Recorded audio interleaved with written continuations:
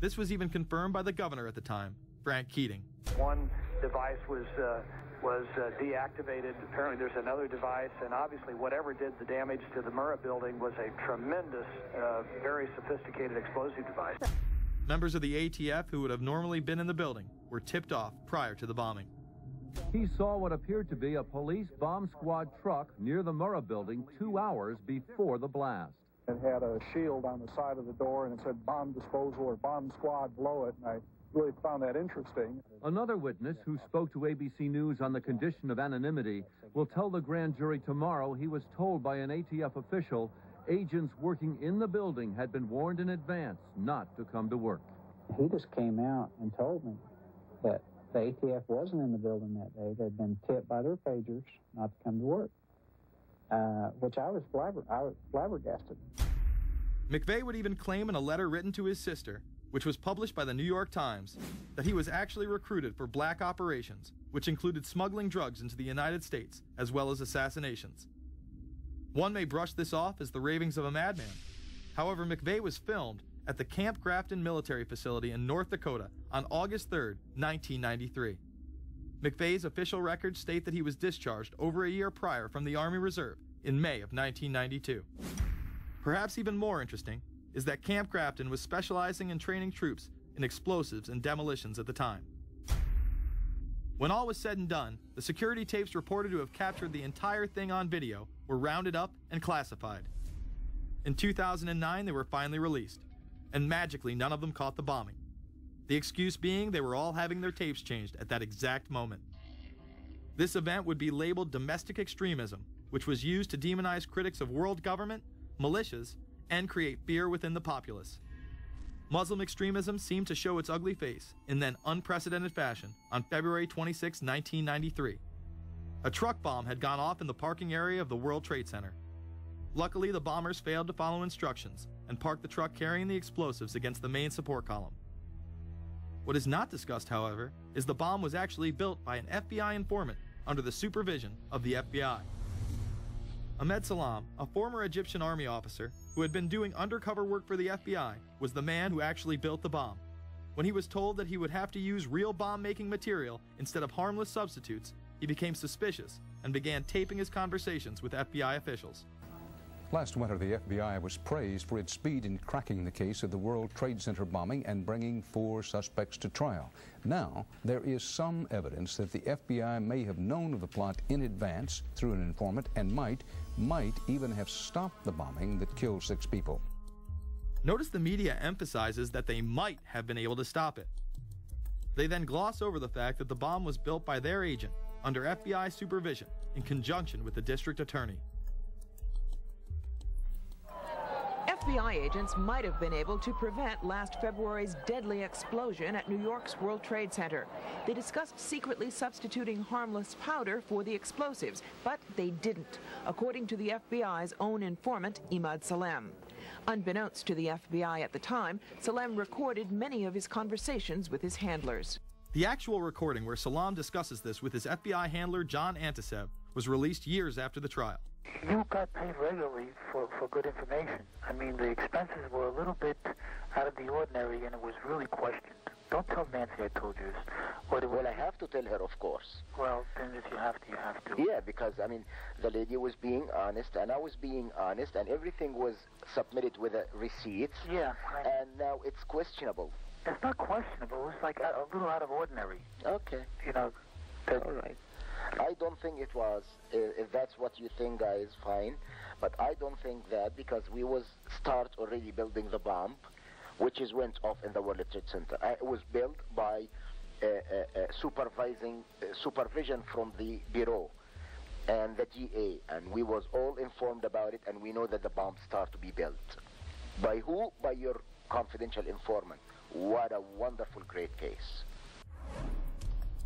Following the convictions of the Muslims who were too inept to make their own bomb and park the vehicle in the proper area, Salam was pulled into the FBI's witness protection program, where he has never been heard from again.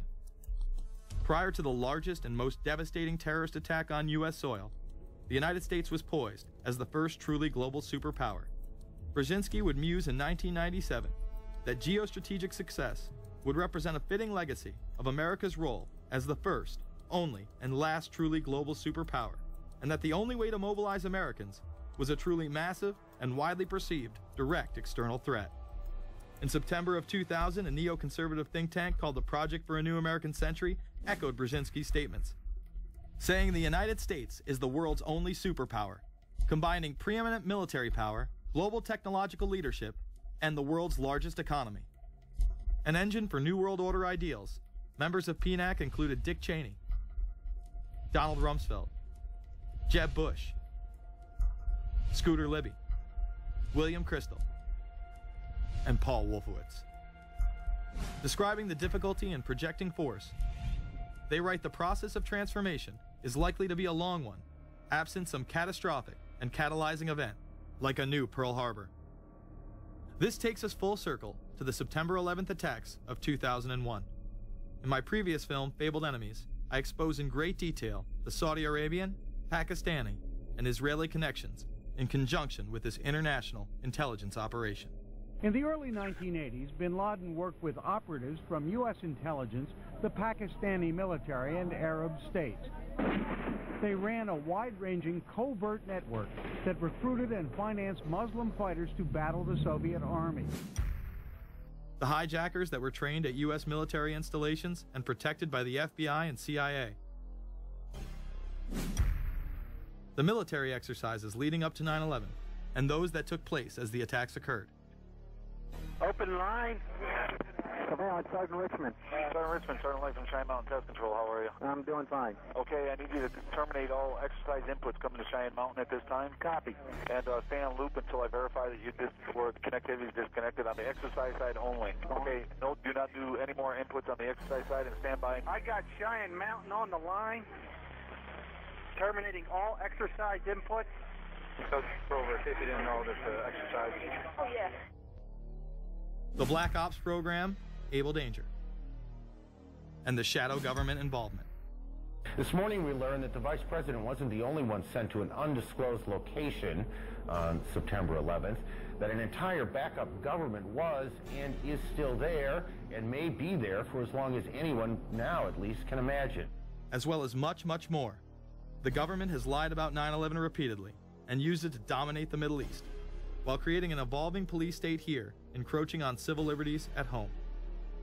And of course, building a new world order. There is a chance for the President of the United States to use this disaster to carry out what his father, a phrase his father used, I think, only once, and hasn't been used since, and that is a new world order.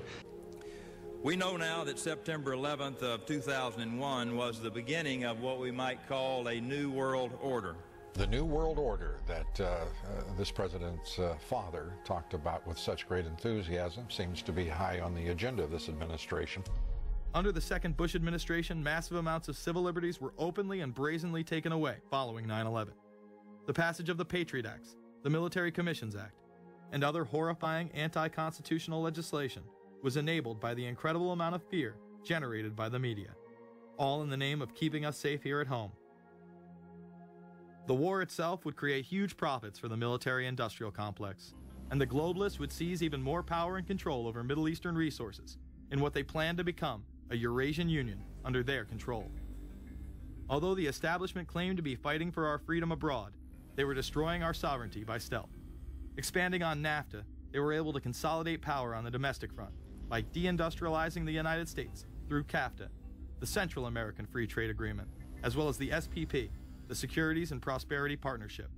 Opponents, however, say the initiative is nothing less than a plan to create a North American Union that would eliminate sovereignty for all three nations. Building on the North American Free Trade Agreement, the NAFTA section of the Commerce Department is busy drafting laws and regulations for a North American Union, a union of Canada, America, and Mexico. The President has attended secret meetings and signed at least 2 agreements under the Security and Prosperity Partnership Program. The stated goal established by Presidents Bush, Fox, and Prime Minister Paul Martin is integration by 2010. It's a plan from the business elites, the political elites, that will cost more American jobs, cost American sovereignty, but it would fulfill the President's father's vision. Now, former United States Trade Ambassador Robert Zoellick is talking about it again with renewed vigor. This time, a new world order with business at the helm of trade and economic policy. It's an agenda that goes hand in hand with the United States, Mexico, and Canada working quietly and behind the scenes to promote a common market with common deregulation for the benefit of multinational corporations. It's remarkable to me, the arrogance, the idea of just simply throwing away the nation's sovereignty, but they're trying to do so in so many ways. People better understand that they mean exactly what they're saying. It's a new world order they're trying to create. Dobbs, the only mainstream anchor to expose the New World Order, resigned shortly after bullets were fired into his home.